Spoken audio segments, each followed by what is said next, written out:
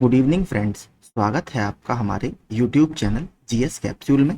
I hope आप सभी लोग अच्छे होंगे और आपकी तैयारी अच्छी चल रही होगी। फ्रेंड्स, अगर आप लोग चैनल पर नए हैं तो please regular exam updates, current affairs और स्टडी मटेरियल के लिए चैनल को सब्सक्राइब कर लीजिएगा। इस वीडियो में हम UP triple S C junior assistant की जो हम बुक कवर कर रहे हैं प्रयाग पब्लिकेशन की, उसका प्रैक्टिस सेट 8 कवर करेंगे। इससे पहले मैं ऑलरेडी 3 बुक कवर कर चुका हूं, तो आप जाकर प्लेलिस्ट में उनसे तैयारी कर सकते हैं। तो चलिए शुरू करते हैं। पहला सेक्शन है हिंदी परिज्ञान और लेखन योग्यता। यदि नीचे का होंठ पूरी तरह काट दिया जाए तो किस ध्वनि के उच्चारण में कठिनाई होगी? तो आपको पता है जो ओष्ठ्य वर्ण होंगे, यानी जिनके बोलने में हमें होंठ की हेल्प लेनी पड़ती है, उसके उच्चारण में हमें कठिनाई होगी। अगर आप बोलकर भी देखेंगे तो बा में आपका होंठ का प्रयोग काफी होता है, इसलिए बा वर्ण को बोलने में हमें काफी कठिनाई होगी। और पा वर्ग के जितने आपको वर्ण दिखेंगे, जैसे प फ ब भ म, ये सभी आपके ओष्ठ्य वर्ण की जो वर्गीकरण है उसमें आते हैं। आपको पता होगा हिंदी के जो वर्ण है उनका कई तरीके से वर्गीकरण किया जाता है, तो उच्चारण के आधार पर ये ओष्ठ्य वाले वर्गीकरण में आते हैं, जो आपका पा वर्ग है। हमारे देश में जयचंदों की कमी नहीं है, इसमें जयचंदो संज्ञा के किस भेद के अंतर्गत आता है? तो देखिए, जयचंद जो शब्द यूज किया जाता है वो धोखेबाजों की एक तरह से जाति का सूचक है, तो ये जातिवाचक संज्ञा का भेद है, ऑप्शन सी। जिस सामासिक पद में पूर्व पद और उत्तर पद गौण होते हैं और कोई तीसरा पद प्रधान होता है, वहां पर कौन सा समास होता है? वहां पर बहुव्रीहि समास होता है। जैसे लंबोदर, तो लंबा है उदर जिसका, इसका अर्थ क्या होगा? गणेश जी। तो यहाँ पर पहला और दूसरा पद प्रधान नहीं है, ना ही पूर्व पद ना उत्तर पद, कौन सा अन्य तीसरा ही पद प्रधान है। जैसे एक और उदाहरण है दशानन, 10 हैं आनंद जिसके, यानी 10 सिर हैं जिसके, लेकिन हम किसके लिए यूज करते हैं? ये रावण के लिए यूज किया जाता है, तो कोई तीसरा ही पद यहां पर प्रधान होता है।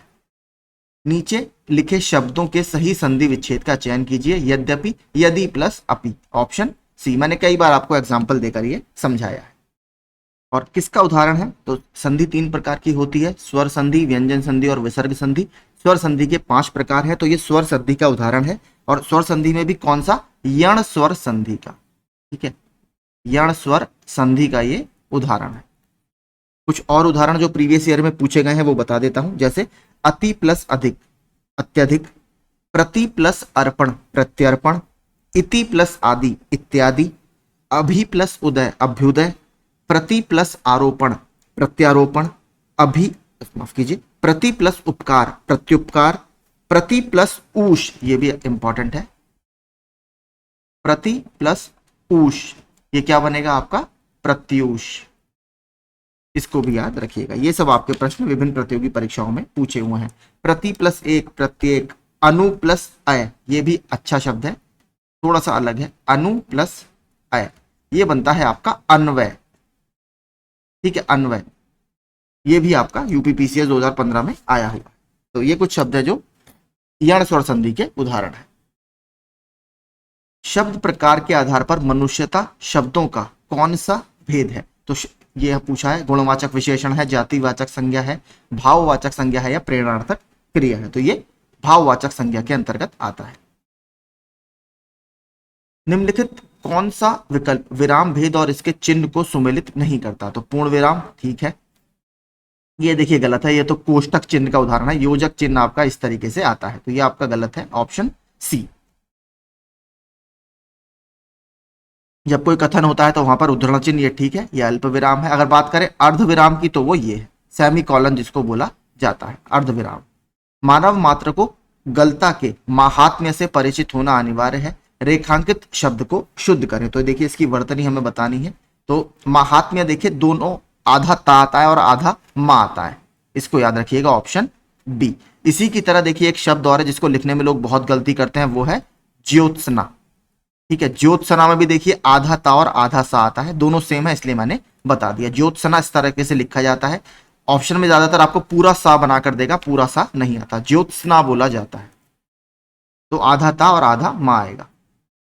देखिए ऑप्शन सी देखेंगे आप, महात्म्य, ये भी बहुत कंफ्यूज करता है। देखिए माँ होता है ना कि म, ठीक है, माँ पे आ की मात्रा आती है तो होता है। इसी तरह एक शब्द और है अंत्याक्षरी, ठीक है, अंताक्षरी नहीं होता, अंत्याक्षरी होता है। अंत्याक्षरी भी कुछ इस तरीके से लिखा जाता है, आधा ना और आधा ता इसमें भी आता है। तो ये भी एक थोड़ा सा इसी की तरह शब्द है।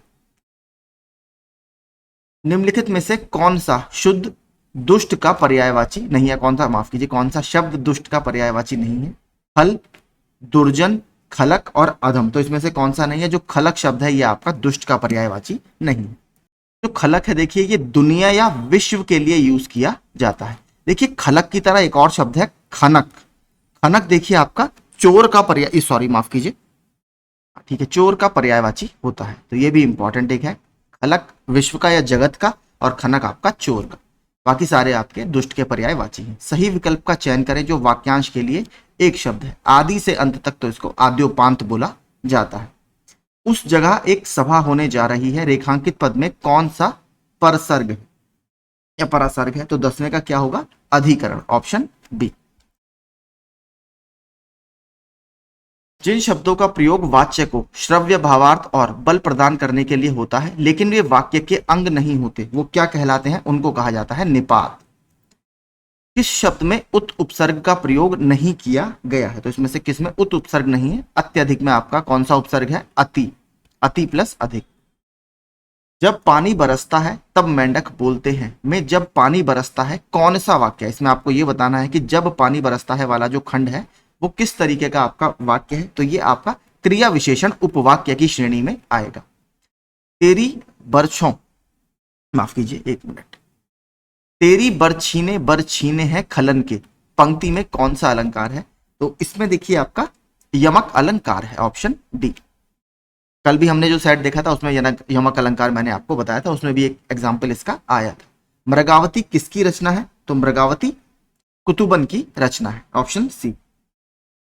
शासकीय पत्र की विशेषताएं नहीं है, तो इसमें से शासकीय पत्र की विशेषता कौन सी नहीं है? सरकारी पत्र को वैधानिक प्रमाण के रूप में प्रयुक्त किया जा सकता है, ठीक है। ऐसे पत्र अन्य पुरुष की शैली में लिखे जाते हैं, ठीक है। ऐसे पत्रों में व्यक्तिगत परिचय का अभाव होता है तथा ये पूर्ण रूप से औपचारिक होते हैं। इस प्रकार के पत्रों की भाषा मित्रतापूर्ण, देखिए ऐसा नहीं होता, इसकी पूरी भाषा जो होगी वो शासकीय भाषा होगी, आधिकारिक भाषा होगी। ऑप्शन डी आपका गलत है। निम्नलिखित शब्दों में से तद्भव शब्द को पहचानिए। तो प्रस्तर पत्थर का है, तैल तेल का है, पॉल और जामुन। तो इसमें देखिए जो तद्भव शब्द है वो है आपका जामुन। जामुन का क्या होता है? जम्बू। दिए गए विकल्पों में से मूर्धनी शब्द के विपरीतार्थक शब्द का चयन कीजिए। तो मूर्धनी का हमें विलोम शब्द बताना है, क्या होगा? जीवंता, जीवंतता। किस विकल्प में शब्द युग्म का अर्थभेद सही नहीं है? तो इसमें से किसका शब्द अर्थभेद सही नहीं है? तो अवलंब और सविलंब का, अधर और विलोकित, ये आपका सही नहीं है। बाकी तीनों आपके यहाँ पर सही है। अपेक्षा का आशा करना, उपेक्षा निरादर करना। अनिल आपका हवा हो गया, अनल आग हो गई। अंश मतलब हिस्सा हो गया, अंश मतलब कंधा हो गया, ये ठीक है। बाकी पहला आपका गलत है। संज्ञा अथवा विशेषण से बनने वाली धातुएं क्या कहलाती हैं? तो इनको कहा जाता है नाम धातु। प्राचीन शब्द विशेषण के किस प्रकार में आता है? तो प्राचीन सिंपल है, गुणवाचक विशेषण में आएगा। जैसे वो बहुत प्राचीन पुस्तक है, तो पुस्तक का गुण बता रहा है कैसी है, बहुत प्राचीन है। निम्नलिखित में से शुद्ध वाक्य छांटिए। मेरे को पुस्तक दो, कौन पत्र लिखा है, गुफा में बहुत अंधेरा है। तो ये आपका सही है। निम्न में से कृतवाच्य का या कृतवाच्य वाक्य का चयन कीजिए। तो मोहन पुस्तक पढ़ता है, आपके द्वारा मालूम हुआ, नींद नहीं आती, पुस्तक पढ़ी हुई। तो मोहन पुस्तक पढ़ता है, यह आपका कृतवाच्य का उदाहरण है। अली शब्द के अनेकार्थी शब्द हैं। तो अली एक तो देखिए भंवरा होता है और दूसरा कोयल के लिए भी यूज किया जाता है। लिखित भाषा में मूल ध्वनियों के लिए जो चिन्ह मान लिए गए हैं तथा जिस रूप में ये लिखे जाते हैं उसे क्या कहते हैं? तो उन्हें कहा जाता है लिपि। जैसे हिंदी की क्या है? देवनागरी लिपि। अब देखते हैं गद्यांश। मानव जीवन के आदिकाल में अनुशासन की कोई संकल्पना नहीं थी और ना आज की भांति बड़े बड़े नगर या राज्य ही थे। मानव जंगल में रहता था, जिसकी लाठी उसकी भैंस वाली कहावत उसके जीवन पर पूर्णतः चरितार्थ होती थी। व्यक्ति पर किसी भी नियम का बंधन या किसी प्रकार के कर्तव्यों का दायित्व नहीं था, किंतु इतना स्वतंत्र और निरंकुश होते हुए भी मानव प्रसन्न नहीं था। आपसी टकराव होते थे, अधिकारों कर्तव्यों में संघर्ष होता था और नियमों की कमी उसे खलती थी। धीरे धीरे उसकी अपनी ही आवश्यकताओं की पूर्ति के लिए समाज और राज्य का उद्भव और विकास हुआ। उसने अपने उद्देश्य की सिद्धि एवं आवश्यकताओं की पूर्ति के लिए मानव ने अंततः कुछ नियमों का निर्माण किया। उनमें से कुछ नियमों के पालन का अधिकार राज्यों को और कुछ अधिकार समाज को दे दिया गया। व्यक्ति के बहुमुखी विकास में सहायक होने वाले इन नियमों का पालन ही अनुशासन कहलाता है। अनुभव सबसे बड़ा शिक्षक होता है। समाज ने प्रारंभ में अपने अनुभवों से ही अनुशासन के इन नियमों को सीखा, विकसित किया और सुव्यवस्थित किया होगा। अब देखते हैं प्रश्न। गद्यांश में रेखांकित शब्द से आशय ऐसे व्यक्ति से है। अब देखिए इसमें रेखांकित शब्द इन्होंने दिखा तो यहाँ पर रखा नहीं, शायद प्रिंटिंग में ये दिक्कत हो गई है। देखिए ऑप्शन पढ़ के जो मुझे लग रहा है वो जहां तक है निरंकुश, ये इन्होंने पूछा है कि निरंकुश क्या है। तो रेखांकित शब्द से अगर हम पूछेंगे क्योंकि जो किसी व्यवस्था को ना माने वो आपका निरंकुश व्यक्ति हो गया। तो अब यही मुझे लग रहा है ऑप्शन, क्योंकि इन्होंने ए ही आंसर इसमें दिया है। 27वां देखते हैं। अनुशासन से अभिप्रेत है। तो अनुशासन से क्या अर्थ है? तो व्यक्ति द्वारा अपने बहुमुखी विकास के लिए बनाए गए सामाजिक नियमों का पालन करना अनुशासन कहलाता है। इस गद्यांश का सर्वाधिक उपयुक्त शीर्षक हो सकता है। तो क्या हो सकता है? अनुशासन की संकल्पना। आदिकाल में मानव प्रसन्न नहीं था क्योंकि उस काल में सामाजिक नियमों का निर्धारण नहीं हुआ था। इस गद्यांश का प्रतिपाद्य है कि मनुष्य को, क्या एक तरह से प्रतिपाद्य है, सामाजिक नियमों का पालन करना चाहिए। Option C. सामान्य बुद्धि परीक्षण के आंसर मैं आपको बता देता हूं, आप पॉज कर सॉल्व जरूर कीजिएगा। 31 का है सी, 32 बी, 33 ए,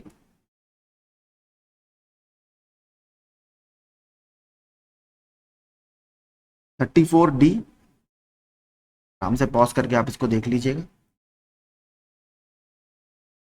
35 बी, 36 सी, 37 ए,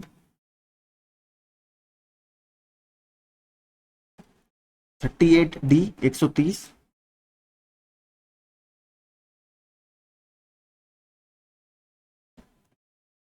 सिंपल है। देखिए 12 सत्ते 84, उसमें 10 जोड़ दिया 94 आया। 14 छिंग 84, उसमें 10 जोड़ा 94 आया। 15 अट्ठे 120, 120 में आप 10 जोड़ेंगे क्या आएगा? 130 आएगा। सिंपल है। 39 का ऑप्शन सी। 40 का ऑप्शन डी। केवल तर्क दो मजबूत है।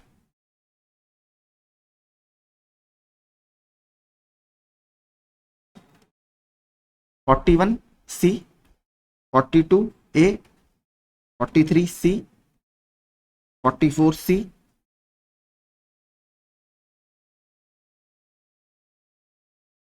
45 देख लेते हैं। 45 का है डी, यानी आकृति 3। ये आपका सही आंसर है।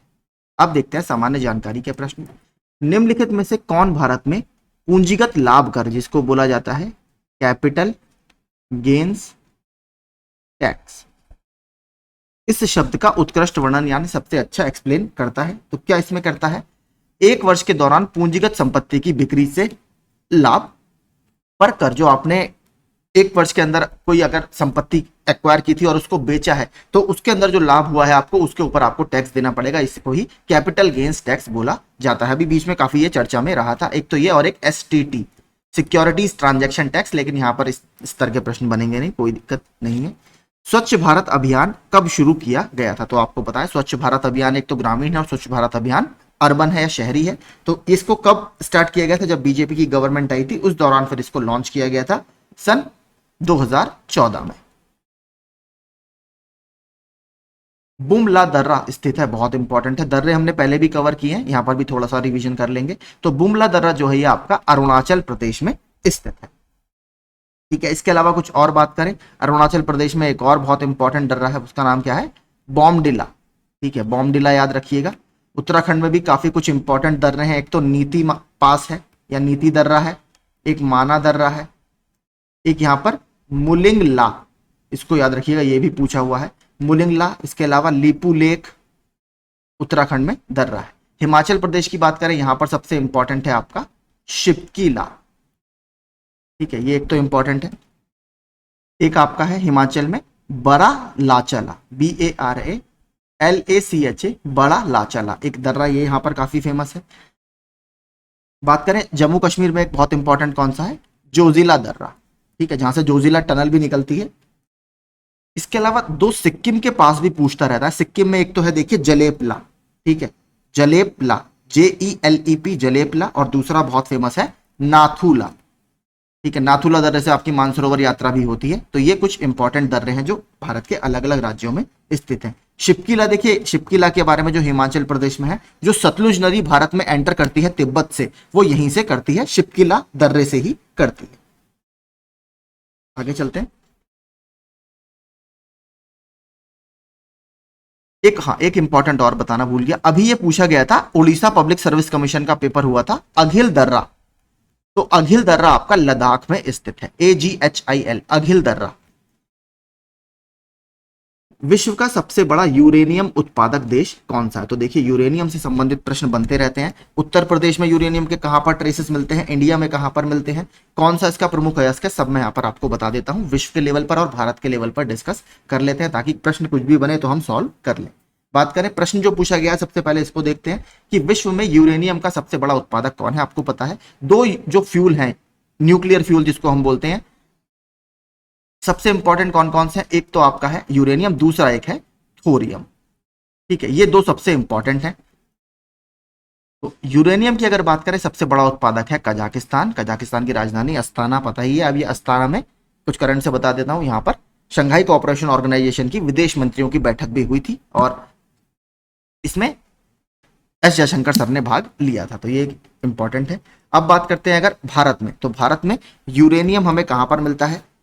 तो देखिए, लगभग भारत का 80% यूरेनियम जो हमें मिलता है वो मिलता है झारखंड से। ठीक है, तो इंडिया में झारखंड यूरेनियम का सबसे बड़ा उत्पादक है। झारखंड में देखिए एक माइन है, वो लगातार एग्जाम में पूछता रहता है, नाम है उसका जादूगोड़ा। ठीक है, जादूगोड़ा माइन। तो जादूगोड़ा की जो खान है वो यूरेनियम के उत्खनन से संबंधित है। ये झारखंड के सिंहभूम जिले में पड़ती है। तो इसको आप याद रखिएगा, ये इंपॉर्टेंट है, यहां से पूछता रहता है। बात करें अगर यूरेनियम के जो अयस्क हैं, यानी जो कच्चा माल है यूरेनियम का जिससे यूरेनियम बनता है, वो कौन कौन से हैं? एक है आपका पिच ब्लेंड, ठीक है, पिच ब्लेंड, और एक है यूरेनाइट। तो ये दो हैं जो काफी इंपॉर्टेंट है। अब बात करें अगर भंडार की, विश्व लेवल पर सबसे बड़ा यूरेनियम का भंडार किस देश में है? ये तो प्रोडक्शन की बात कर रहा है, अब बात करते हैं भंडार की। तो ऑस्ट्रेलिया के पास, ठीक है, ऑस्ट्रेलिया के पास विश्व का सबसे बड़ा यूरेनियम का रिजर्व है। बात करें जो दूसरा मैंने आपको बताया था यूरेनियम के अलावा, एक है थोरियम, और भारत के पास विश्व में थोरियम का सबसे बड़ा रिजर्व है। तो केरल में जो है, केरल की जो मोनाजाइट रॉक्स हैं, मोनाजाइट चट्टाने हैं, वहां पर हमें थोरियम देखने के लिए मिलता है। मोनाजाइट के अलावा एक और है इल्मेनाइट। ठीक है, इल्मेनाइट से भी आप थोरियम को एक्सट्रैक्ट या थोरियम का उत्खनन कर सकते हैं। तो ये याद रखिएगा, इंपॉर्टेंट है। केरल की मोनाजाइट चट्टानों में या मोनाजाइट रॉक्स में आपको ये देखने के लिए मिलेगा। स्पेशली जो केरल के आपके कोल्लम और पलक्कड़ डिस्ट्रिक्ट हैं, वहां पर ये हमें देखने के लिए मिलता है। तो ये कुछ यूरेनियम से संबंधित फैक्ट्स आप याद रखिएगा। और आपको पता ही होगा, जितने भी न्यूक्लियर पावर प्लांट हैं उसमें ये फ्यूल यूज किया जाता है। तो कहीं ना कहीं सीधे शक्ति उत्पादन या ऊर्जा प्रोडक्शन से ये संबंधित है। किसने अपने शासनकाल में पाटलिपुत्र को मगध की राजधानी बनाया और यहाँ एक छोटा सा किला बनाया? तो देखिए, आपको पता होगा, जब बौद्ध धर्म का एक तरह से उदय हो रहा था 6ठी शताब्दी ईसा पूर्व में, यानी 600 BCE में, उस समय भारत में 16 महाजनपद थे। लेकिन 16 महाजनपद सभी इतने इंपॉर्टेंट नहीं हो पाए। उसमें से एक मगध महाजनपद जो था, उसने अलग अलग महाजनपदों को जीता और सब उसको एक तरह से हम कह सकते हैं सबसे इंपॉर्टेंट या सबसे महत्वपूर्ण जो महाजनपद निकल कर आया वो मगध महाजनपद आया, क्योंकि मगध महाजनपद में काफी इंपॉर्टेंट लीडर्स थे, उसकी ज्योग्राफिकल लोकेशन बहुत अच्छी थी, इसलिए वो काफी बड़ा साम्राज्य बना। तो देखिए, शुरू में जो इसकी राजधानी थी वो थी राजगीर। ठीक है, बिहार में आपने देखा होगा राजगीर। इसको पहले गिरिव्रज के नाम से भी जाना जाता था। ठीक है, गिरिव्रज। तो शुरू में इसकी राजधानी ये थी, लेकिन बाद में उदयीन ने, ठीक है, उदयीन राजा हुआ, उदयीन ने अपनी राजधानी राजगीर से हटाकर पाटलिपुत्र को बनाया। उस समय इसे पाटली नगर या पाटली ग्राम बोला जाता था। तो बाद में यह पाटलिपुत्र नामक एक शहर बना जो उदयीन ने बनाया। बाकी सब आप जानते ही हैं। देखिए, अजातशत्रु बहुत इंपॉर्टेंट है, बिंबिसार भी बहुत इंपॉर्टेंट है। तो मगध पर एक साम्राज्य था हर्यंक वंश, आप सभी को पता होगा हर्यंक वंश। तो हर्यंक वंश का जो संस्थापक था वो था बिंबिसार। बात करें बिंबिसार की, तो बिंबिसार का जो पुत्र था वो था अजातशत्रु। और अजातशत्रु सबसे इंपॉर्टेंट क्यों है? क्योंकि अजातशत्रु के शासनकाल में ही पहली जो बौद्ध संगति थी वो आयोजित की गई थी। कहां पर? राजगीर में। कौन से सन में हुई थी? 483 ईसा पूर्व में हुई थी। इसके जो प्रेसिडेंट थे, इस बौद्ध संगति के अध्यक्ष कौन थे? महाकश्यप इस बौद्ध संगति के अध्यक्ष थे, पहली बौद्ध संगति की। और यहीं पर दो बौद्ध धर्म से संबंधित इंपॉर्टेंट ग्रंथ का उदय होता है विनय पिटक और सुत्त पिटक। सुत्त पिटक में जो बौद्ध धर्म से संबंधित शिक्षाएं हैं उसका जिक्र किया गया है। विनय पिटक में जो बौद्ध संघ होते हैं, वहां पर जो मॉन्क्स रहते हैं, नन्स रहती हैं, उनके रहने के लिए क्या क्या रूल्स होंगे, यानी भिक्षु और भिक्षुणी जो होते हैं उनके रहने के लिए रूल्स रेगुलेशन की बात विनय पिटक में की जाती है। बात करें कालाशोक, कालाशोक भी काफी इंपॉर्टेंट है।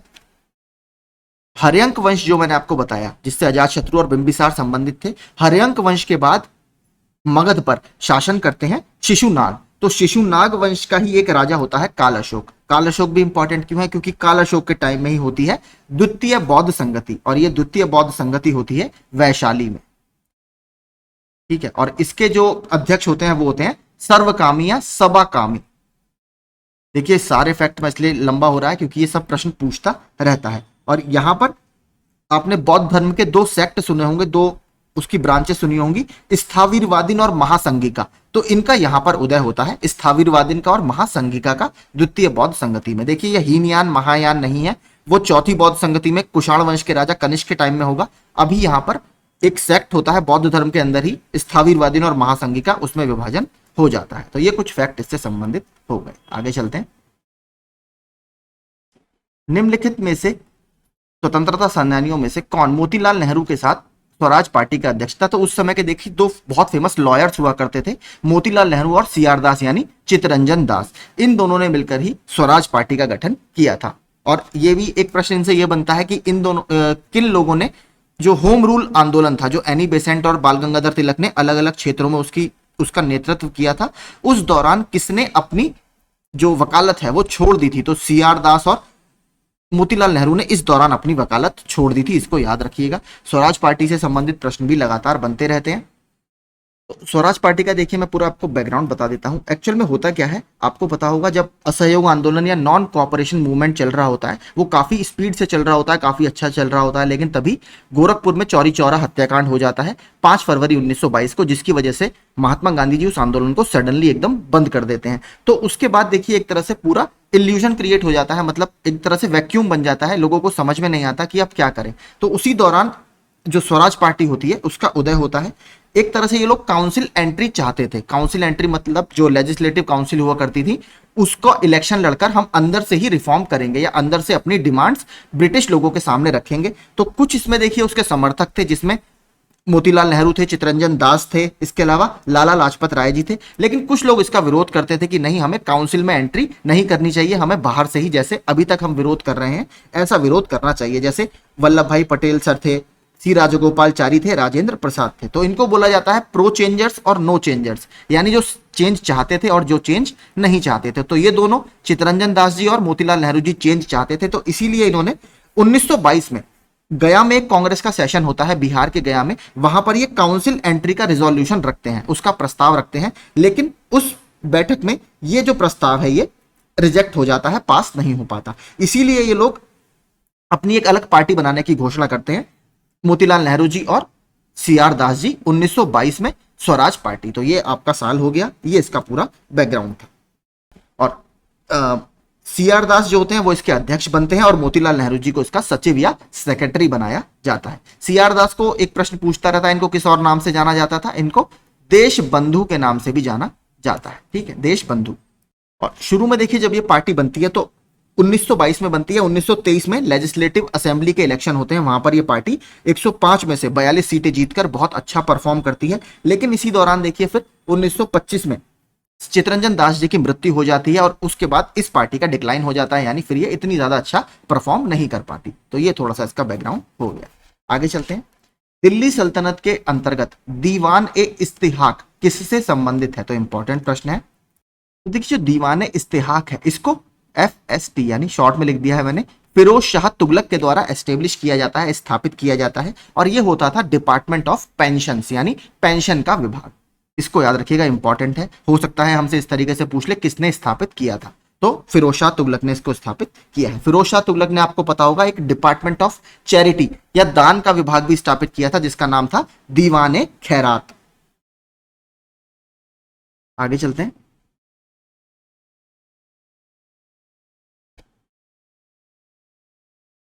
लेते हैं। देखिए मैंने ऑप्शन अब देखे, अच्छा है। दास विभाग, देखिए दास विभाग को बोला जाता था दीवान ए बंदगान। ठीक है, ये बहुत इंपॉर्टेंट है, पूछता रहता है। दीवान बंदगान ये भी फिरोज शाह तुगलक के टाइम में ही था, और क्योंकि सबको पता है जो सबसे ज्यादा स्लेव थे या दास थे वो फिरोज शाह तुगलक के टाइम में ही थे।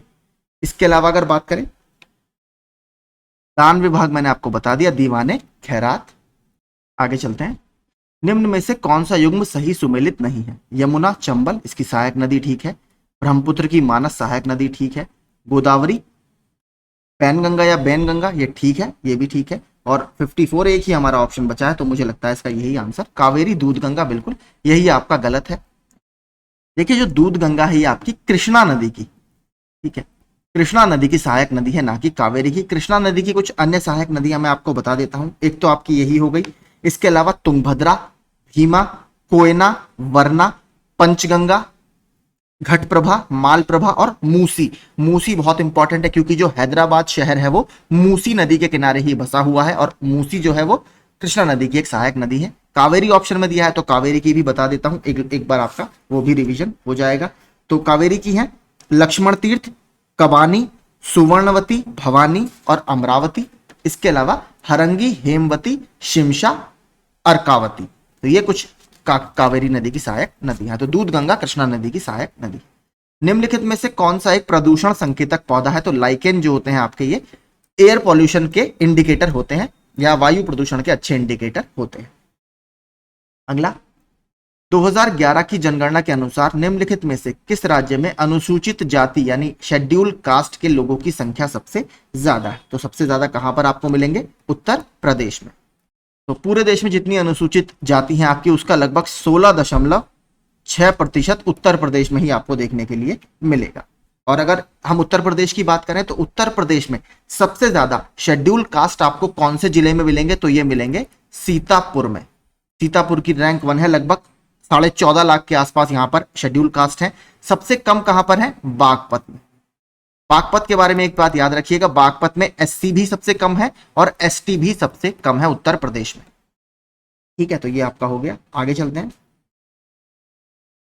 वृक्षों एवं झाड़ियों का अध्ययन क्या कहला जाता है? तो इसको बोलते हैं डेंड्रोलॉजी। इसमें देखिए जो बाकी ऑप्शन है वो भी इंपॉर्टेंट है। एंटोमोलॉजी किसका अध्ययन कहलाता है? इंसेक्ट्स का, या कीट या कीड़ों का अध्ययन कहलाता है एंटोमोलॉजी। पोमोलॉजी ये भी बहुत इंपॉर्टेंट है। पोमोलॉजी आपका अध्ययन कहलाता है फ्रूट्स का, कि हमें फलों की पैदावार कैसे करनी है और कैसे इसकी गुणवत्ता को बढ़ाना है, इसका अध्ययन हम पोमोलॉजी में करते हैं। हॉर्टिकल्चर आपका जितनी भी बागवानी फसलें होती हैं इसका अध्ययन हॉर्टिकल्चर के अंतर्गत किया जाता है, या इसको हॉर्टिकल्चर को बोला ही जाता है कि बागवानी फसलों की बढ़त करना। विटामिन बी 12 का रासायनिक नाम क्या है? तो विटामिन बी के कई सारे वेरिएंट हैं। विटामिन बी 12 है आपका साइनोकोबालामिन, जिसमें दूसरी तरीके से ये प्रश्न क्या बनता है, कौन से विटामिन में हमें कोबाल्ट देखने के लिए मिलता है या कोबाल्ट मेटल का अंश मिलता है? तो ये साइनोकोबालामिन यानी विटामिन बी 12 में हमें देखने के लिए मिलता है। इसमें देखिए और भी कुछ है, वो भी बता देता हूं, ये भी इंपॉर्टेंट है। सबसे इंपॉर्टेंट आपका थायमीन ही है। थायमीन को क्या बोलते हैं? Vitamin B 1। विटामिन बी 1 की कमी से क्या रोग होता है आपका? Berry berry. टोकोफेरॉल क्या होता है? टोकोफेरॉल होता है आपका विटामिन ई। ठीक है, विटामिन ई होता है टोकोफेरॉल। और बात करें इसको क्या कहा जाता है? इसको देखिए ब्यूटी विटामिन भी बोला जाता है, सौंदर्य विटामिन भी बोला जाता है। इसके अलावा बात करें फाइलोक्विनोन या फ्यूरोक्विनोन क्या होता है? तो ये आपका है विटामिन के। ठीक है, विटामिन के, इसको नेप्थोक्विनोन के नाम से भी जाना जाता है। और ये सबको पता ही होगा, जो रक्त का थक्का या ब्लड क्लॉट बनने में ये इंपॉर्टेंट है। निम्नलिखित में से किस अनुच्छेद में किसी राज्य की विधान परिषद की स्थापना और समाप्ति का प्रावधान किया गया है? तो अनुच्छेद 169 के तहत किसी भी राज्य में आप लेजिस्लेटिव काउंसिल या विधान परिषद का गठन और उसका अबॉलिशन कर सकते हैं। बात करें देखिए अगर लेजिस्लेटिव काउंसिल की, जैसे आपका सेंट्रल गवर्नमेंट में, केंद्र सरकार में राज्यसभा होती है, अपर हाउस होता है, उच्च सदन होता है, उसी तरह स्टेट में विधानसभा लोअर सदन होता है या लोअर हाउस होता है, और विधान परिषद उच्च सदन होता है। इसके इलेक्शन डायरेक्ट नहीं किए जाते, इनडायरेक्ट इलेक्शन यहां पर होते हैं, मतलब हम लोग सीधे यहां पर प्रतिनिधि अपने चुन के नहीं भेजते।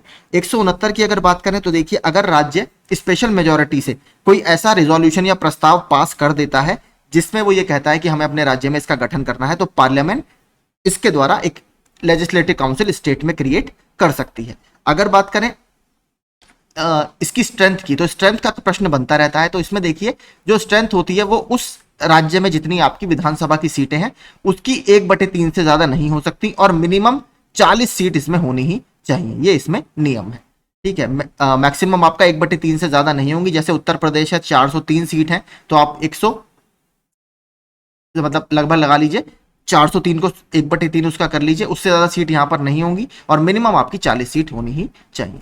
इसके अलावा देखिए इसमें जो बाकी अनुच्छेद है वो भी बहुत इंपॉर्टेंट है, उसको बता देता हूं। तो जो सबसे पहला है वो है अनुच्छेद 153, ये बात करता है राज्यों में होने वाले गवर्नरों की। तो गवर्नर्स ऑफ द स्टेट की बात अनुच्छेद 153 में की जाती है। अनुच्छेद 249 देखिए सबसे इंपॉर्टेंट है, इसके प्रश्न तो डायरेक्ट भी बनते हैं। अनुच्छेद 249 में आखिर क्या है, क्या इसमें बात करता है, तो ये देखिए पार्लियामेंट को पावर देता है राज्य सूची में। आप देखिए नॉर्मल कंडीशन में क्या होता है, जो राज्य सूची के विषय हैं उसमें राज्य की विधानसभा कानून बनाती है, लेकिन अनुच्छेद 249 में ये पावर दी गई है अगर राज्य सरकारें चाहें या राज्य की विधानसभा चाहे तो वो केंद्र सरकार को राज्य सूची के किसी भी विषय पर कानून बनाने का अधिकार दे सकती है, नेशनल इंटरेस्ट में या देश हम कह सकते हैं राष्ट्र के हित में। तो ये 249 में बात की जाती है। बात करें 253 की, 253 भी काफी इंपॉर्टेंट है। 253 ये कहता है कि लेजिस्लेशन यानी कोई भी कानून बनाया जा सकता है अगर कोई अंतरराष्ट्रीय संधि, क्योंकि आपको पता है अंतरराष्ट्रीय संधियां भारत सरकार के बिहाफ पर हम साइन करते हैं, तो अंतरराष्ट्रीय संधि को फोर्स करने के लिए या लागू करने के लिए कोई भी लेजिस्लेशन बनाया जा सकता है। तो ये अनुच्छेद 253 में बात की जाती है, यानी legislation for giving effect of international agreements. आगे चलते हैं। निम्नलिखित में से किसकी कृषि एवं संबंध गतिविधियों के ऋण के वितरण में सबसे अधिक हिस्सेदारी है। तो एग्रीकल्चर से संबंधित ऋण सबसे ज्यादा कौन देता है, कमर्शियल बैंक्स की हिस्सेदारी सबसे ज्यादा है। 60वां अगर देखें, निम्नलिखित ऊर्जा स्रोतों में से कौन सा पर्यावरण को स्वच्छ रखने के लिए सर्वोत्तम विकल्प है। आप सबको पता होगा सौर सेल। निम्नलिखित युग्मों में से कौन सा एक सही सुमेलित है। एलोरा की गुफाएं शक में गलत है। मीनाक्षी अम्मन टेम्पल चेर ये भी गलत है। महाबलीपुरम के टेम्पल ये बिल्कुल ठीक है। पल्लव खजुराहो के मंदिर ये चंदेल वंश के शासकों ने बनवाए हैं। ठीक है, तो ये आपके गलत है, ऑप्शन सी आपका यहां पर सही होगा। हाल ही में भारत के अंक समुद्र पक्षी संरक्षण रिजर्व को रामसर साइट्स की सूची में शामिल किया गया है। यह रिजर्व कहां पर स्थित है, तो ये कर्नाटक में स्थित एक बर्ड सेंचुरी है। देखिए अभी ये तो थोड़ा सा पुराना हो गया, अभी लेटेस्ट 2 साइट्स और जोड़ी गई हैं, जिसके बाद भारत में टोटल रामसर स्थलों की संख्या हो गई है 82। वो 2 साइट्स हैं, एक तो नागी और नकटी, NAKTI, नागी और नकटी, ये दोनों बिहार की साइट्स हैं। ठीक है, आर्द्र भूमियां हैं जिसको अभी इस लिस्ट में जोड़ा गया है। भारत अब विश्व स्तर पर यानी ग्लोबल लेवल पर तीसरे स्थान पर आ गया है, संयुक्त रूप से चाइना के साथ, जहां पर सबसे ज्यादा रामसर स्थल हैं। वर्ल्ड में हाईएस्ट रामसर स्थल यूनाइटेड किंगडम या यूके के पास है 175। उसके बाद नंबर आता है मैक्सिको का, जिसके पास लगभग 145 के आसपास रामसर स्थल है, और फिर भारत और चाइना का नंबर आता है। अगर भारत में बात करें, भारत में सबसे ज्यादा जो रामसर साइट है वो तमिलनाडु के पास है 16। उसके बाद यूपी का नंबर आता है, यूपी में टोटल 10 रामसर स्थल है। तो ये आप सारे फैक्ट याद रखिएगा, इससे संबंधित। 1866 में भारत के संदर्भ में चर्चा करने और भारतीय कल्याण को बढ़ावा देने के लिए ब्रिटिश सार्वजनिक अधिकारियों को प्रभावित करने के लिए लंदन में ईस्ट इंडिया एसोसिएशन का आयोजन किसने किया था, तो ये किया गया था दादा भाई नौरोजी के द्वारा। संविधान का 52वां संशोधन किससे संबंधित है, तो ये संबंधित है दल बदल कानून से, जिसको एंटी डिफेक्शन लॉ बोला जाता है। 1985 में ये लाया गया था और इसमें संविधान में 10वीं अनुसूची या 10th शेड्यूल इसके द्वारा जोड़ा गया था।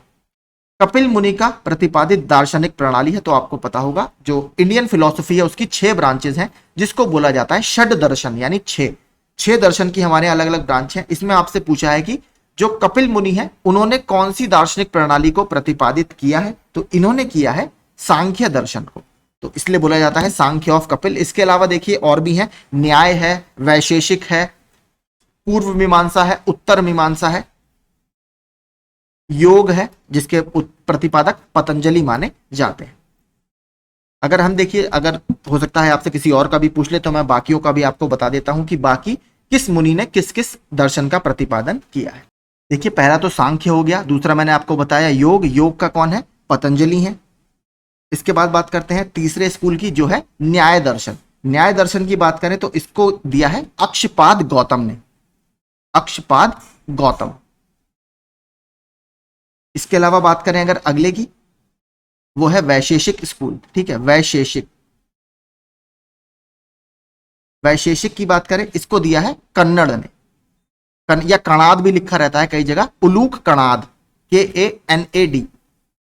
इसके अलावा बात करें अगर पूर्व मीमांसा की, तो पूर्व मीमांसा जो है, पूर्व मीमांसा, ये दिया है जैमिनी ने, ठीक है, जैमिनी ने। और बात करें अगर उत्तर मीमांसा की, जिसको देखिए उत्तर मीमांसा को क्या बोला जाता है, इसको वेदांत फिलॉसफी भी बोला जाता है, जो स्वामी विवेकानंद जी से भी संबंधित है। इसको जो दिया था वो दिया था व्यास ने। तो ये सारे 6 के 6 स्कूल्स मैंने आपको बता दिए। इनके देखिए मैचिंग में ये बहुत आते हैं, तो आप इन्हें अच्छे से याद कर लीजिएगा। अब देखते हैं कंप्यूटर से संबंधित प्रश्न। सॉफ्टवेयर का प्राथमिक उद्देश्य डेटा को डैश में बदलना है, तो डेटा को किसमें, इंफॉर्मेशन या सूचना में बदलना है। कौन सी कंप्यूटर प्रोग्रामिंग भाषा नहीं है, तो इसमें से कौन सी प्रोग्रामिंग भाषा नहीं है, A@। निम्नलिखित में से कौन सा एक प्राइमरी स्टोरेज डिवाइस है, तो इसमें से कौन सा प्राथमिक जो स्टोरेज है वो डिवाइस है, वो है ऑप्टिकल डिस्क। डैश केंद्रीय प्रसंस्करण इकाई यानी CPU और मुख्य स्मृति के बीच एक बफर के रूप में कार्य करता है, तो कैश मेमोरी। किसी कॉलम के आइटम को कुछ अनुक्रम या क्रम सीक्वेंस ऑर्डर में व्यवस्थित करने की प्रक्रिया को क्या कहा जाता है, तो उसको सॉर्टिंग बोला जाता है। डैश एक अनधिकृत प्रोग्राम है जो आंतरिक रूप से कार्य करता है और एक अधिकृत प्रोग्राम प्रतीत होता है जिससे यह छुपाता है यह वास्तव में क्या हो रहा है, तो इस प्रक्रिया को क्या कहेंगे, ट्रोजन। एक जो वायरस होता है आपका, वो इस तरीके से कार्य करता है। निम्नलिखित में से कौन सा विकल्प कंप्यूटर के लिए इनपुट डिवाइस का एक उदाहरण नहीं है, तो देखिए जो प्लॉटर है, प्लॉटर आपका आउटपुट डिवाइस की श्रेणी में आता है। माउस में रोलर बॉल का क्या कार्य है, तो माउस में रोलर बॉल का कार्य है सिस्टम को एक मूवमेंट सिग्नल देने के लिए। जब आप माउस को हिलाते हैं तो रोलर बॉल ही वहां पर सेंस कर उसे सिग्नल देती है, तब आपका माउस का कर्सर हिलता है। निम्नलिखित में से कौन सा लिनक्स ऑपरेटिंग सिस्टम की मान्य विशेषता नहीं है, तो क्या नहीं है, रियल टाइम, ये इसमें लिनक्स की विशेषता नहीं है। डेडिकेटेड हाई स्पीड नेटवर्क या सब नेटवर्क जो स्टोरेज डिवाइसेस के शेयर्ड पूल्स को मल्टीपल सर्वर से इंटरकनेक्ट तथा प्रेजेंट करता है, क्या कहलाता है, इसको बोला जाता है स्टोरेज एरिया नेटवर्क, SAN। निम्नलिखित में से कौन सा प्रथम श्रेणी या जनरेशन के कंप्यूटरों में इस्तेमाल नहीं किया गया था, तो इसमें से फर्स्ट जनरेशन में क्या इस्तेमाल नहीं किया गया था, मैग्नेटिक कोर या मैग्नेटिक कार्ड। ICT का पूर्ण रूप क्या है, तो information and communication technology, option A. E governance जो होती है हमारी, वो उसका सबसे बेसिक पिलर यही है। निम्नलिखित में से कौन सी कुंजी पटल लघुपथ यानी कीबोर्ड शॉर्टकट विंडोज प्रचालन प्रणाली ऑपरेटिंग सिस्टम में स्टार्ट मेन्यू को दर्शाती है, तो क्या दर्शाती है, Ctrl+Escape। माइक्रोसॉफ्ट एक्सेल में ऑटो फिल्टर विकल्प के संबंध में निम्नलिखित में से कौन सा कथन सही नहीं है, तो इसमें से कौन सा कथन सही नहीं है, आप एक समय में डेटा के एक कॉलम पर एक फिल्टर सेट कर सकते हैं, तो डेटा के एक कॉलम पर एक फिल्टर सेट नहीं होगा। डैश किसी भी दिए गए समय पर नेटवर्क पर प्रेषित किए जा सकने वाले डेटा की मात्रा माप है, तो क्या है ये, bandwidth, option D. Uttar Pradesh के प्रश्न देखते हैं। उत्तर प्रदेश में पहली बार राष्ट्रपति शासन किस वर्ष में लगाया गया था, तो ये आपका 25 फरवरी 1968 को लगाया गया था। संविधान के अनुच्छेद 356 में राष्ट्रपति शासन या प्रेसिडेंट रूल की बात की जाती है। इसको स्टेट इमरजेंसी भी बोलते हैं। यदि राज्य में संवैधानिक व्यवस्था फेल हो गई है तब राष्ट्रपति शासन लगाया जाता है। इसमें हमारी जो संघीय प्रणाली है वो एकीकृत प्रणाली में या सेंट्रलाइज सिस्टम में बदल जाती है, सारी पावर सेंटर के पास चली जाती है। उत्तर प्रदेश का प्रमुख लोकगीत कौन सा है, तो बिरहा उत्तर प्रदेश का प्रमुख लोकगीत। चौखंडी स्तूप कहां पर है, तो चौखंडी देखिए सारनाथ का जो स्तूप है वाराणसी के पास, वहीं पर ये चौखंडी स्तूप भी स्थित है। कुशीनगर में मैंने आपको बताया था, यहां पर आपको रामभर स्तूप देखने के लिए मिलेगा। निम्नलिखित में से उत्तर प्रदेश का कौन सा जिला राज्य का एक प्रमुख बॉक्साइट रिजर्व है, तो देखिए उत्तर प्रदेश के बांदा में हमें बॉक्साइट के कुछ रिजर्व देखने के लिए मिलते हैं। और बॉक्साइट आपको पता है एल्यूमिनियम ऑक्साइड भी इसको कहा जाता है, इससे एल्यूमिनियम का निष्पादन किया जाता है या एल्यूमिनियम का हम इससे निष्कर्षण करते हैं। सांझी शिल्पकला उत्तर प्रदेश के किस जिले में है, तो सांझी आर्ट आपके मथुरा जिले से संबंधित। उत्तर प्रदेश के किन जिलों में पटसन या जूट की खेती की जाती है, जूट को आपका गोल्डन फाइबर भी बोला जाता है, तो देवरिया और गोरखपुर में इसकी खेती की जाती है। उत्तर प्रदेश के किस शहर में भगवान शिव के सम्मान में कैलाश मेला आयोजित किया जाता है, तो यह आगरा में आयोजित किया जाता है। निम्नलिखित में से किस स्थान पर सुलह कुल उत्सव उत्तर प्रदेश में होता है, तो सुलह कुल उत्सव आगरा में मनाया जाता है। इलाहाबाद स्तंभ शिलालेख या प्रयाग प्रशस्ति किससे संबंधित है? तो ये समुद्रगुप्त की जो अचीवमेंट है, गुप्त वंश के राजा समुद्रगुप्त, जिनको इंडियन नेपोलियन भी कहा जाता है, इनकी जो एक तरह से उपलब्धियां हैं, लड़ाइयां हैं, उसको इसमें दर्शाया गया है। इनके जो कोर्ट पोएट थे हरिसेन, दरबारी कवि हरिसेन के द्वारा ये संस्कृत में लिखा गया है। उत्तर प्रदेश में ताम्रपाषाण काल के प्रमाण हमें कहां मिलते हैं? ताम्रपाषाण काल को इंग्लिश में कैल्कोलिथिक या चैल्कोलिथिक एज बोला जाता है। कैल्कोलिथिक एज वो वाला समय होता है जब कॉपर के बने उपकरण और पत्थर के बने उपकरण को एक साथ मानव यूज किया करता था। तो उत्तर प्रदेश की अगर बात करें तो ये साइट्स हमें मेरठ और सहारनपुर में देखने के लिए मिलती है। तो दो साइट इसमें बहुत इंपॉर्टेंट है, देखते हो। एक तो मेरठ की है आलमगीरपुर, ठीक है, आलमगीरपुर, और सहारनपुर की एक बहुत इंपॉर्टेंट साइट है हुलास। इसको याद रखिएगा, ये मैचिंग में भी आ चुका है हुलास। तो ये दो आपकी कैल्कोलिथिक साइट है, ताम्रपाषाणकालीन साइट है। उत्तर प्रदेश के निम्नलिखित में से कौन सा जिला हरियाणा राज्य को की सीमा को छूता है? अभी मैप में भी मैं आपको दिखा दूंगा। अगर बात करें कौन कौन इन दोनों में से छूता है, तो तीनों ही जिले आपके हरियाणा की सीमा को टच करते हैं, ठीक है। तो 1 2 3 मेरे ख्याल से हाँ, ऑप्शन डी आपका यहां पर सही होगा। उत्तर प्रदेश की दशकीय वृद्धि दर कितनी है या डिकेडल ग्रोथ रेट कितनी है? तो 20.23, यानी 2001 से लेकर 2011 तक कितनी दशकीय वृद्धि हमारी जनगणना में हुई? तो 20.23। अगला देखते हैं। उत्तर प्रदेश में राजस्व निरीक्षक यानी रेवेन्यू इंस्पेक्टर की नियुक्ति कौन करता है? तो डिप्टी कलेक्टर के अंतर्गत ही आते हैं, सॉरी, डिस्ट्रिक्ट कलेक्टर या जिलाधिकारी के अंतर्गत ये आते हैं। उत्तर प्रदेश मानवाधिकार का गठन कब हुआ है? तो मानवाधिकार आयोग की बात यहां पर हो रही है, स्टेट ह्यूमन राइट्स कमीशन की। तो स्टेट ह्यूमन राइट्स कमीशन, देखिए वैसे तो अगर केंद्रीय स्तर पर बात करें तो नेशनल ह्यूमन राइट्स जो कमीशन है, राष्ट्रीय मानवाधिकार आयोग है, ये इससे पहले ही बन चुका था और उसी में ये प्रोविजन किया गया था कि अलग अलग राज्यों में स्टेट ह्यूमन राइट्स कमीशन बनाए जाएंगे। तो उसी के तहत उत्तर प्रदेश में भी इसकी स्थापना की गई अप्रैल 1996 में। निम्नलिखित में से किसने उत्तर प्रदेश के कार्यवाहक राज्यपाल के रूप में कार्य किया है? तो किसने किया है? बीबी मलिक जी ने। उत्तर प्रदेश सरकार द्वारा उर्दू भाषा के विकास एवं प्रचार प्रसार के लिए उत्तर प्रदेश उर्दू अकादमी की स्थापना कब की गई? तो 1972 में, 1972 में। 97 देखते हैं। परुहाई लोक नृत्य उत्तर प्रदेश के निम्नलिखित में से किस क्षेत्र में प्रचलित है? तो ये अवध में प्रचलित है। निम्नलिखित में से किसे संगीत कला के आगरा घराने के जन्मदाता के रूप में जाना जाता है? उत्तर प्रदेश में कई सारे घराने हैं, तो अगर आगरा घराने की बात करें तो इसका जो श्रेय है वो दिया जाता है हाजी सुजान खान जी। अब मैचिंग देखते हैं। संस्थान और स्थापना वर्ष आपसे पूछा है, तो इसमें कौन सा सही सुमेलित है? उत्तर प्रदेश जैन विद्या शोध संस्थान 1991, देखिए यही आपका सही सुमेलित है। अंतरराष्ट्रीय बौद्ध शोध संस्थान 1981 गलत है। अयोध्या शोध संस्थान 1996 गलत है। जनजाति एवं लोक कला संस्कृति संस्थान ये भी गलत है। तो ऑप्शन ए आपका यहाँ पर सही है। अयोध्या शोध संस्थान की बात करें तो ये 1986 में एस्टेब्लिश किया गया है। जनजाति एवं लोक कला संस्कृति संस्थान ये 1996 में एस्टेब्लिश किया गया है। तो ये दो इंपॉर्टेंट है। जौनपुर उत्तर प्रदेश में शाही पुल का निर्माण किसने करवाया था? तो शाही पुल का निर्माण मोइनुद्दीन खान खाना ने करवाया था, ऑप्शन डी। तो यही देखिए आज के हमारे 100 प्रश्न थे जो हमने अलग अलग सेक्शन से डिस्कस किए। सेशन आपको अच्छा लगा हो, यूजफुल लगा हो तो प्लीज चैनल को सब्सक्राइब कर दीजिएगा और वीडियो को लाइक जरूर कीजिएगा। धन्यवाद।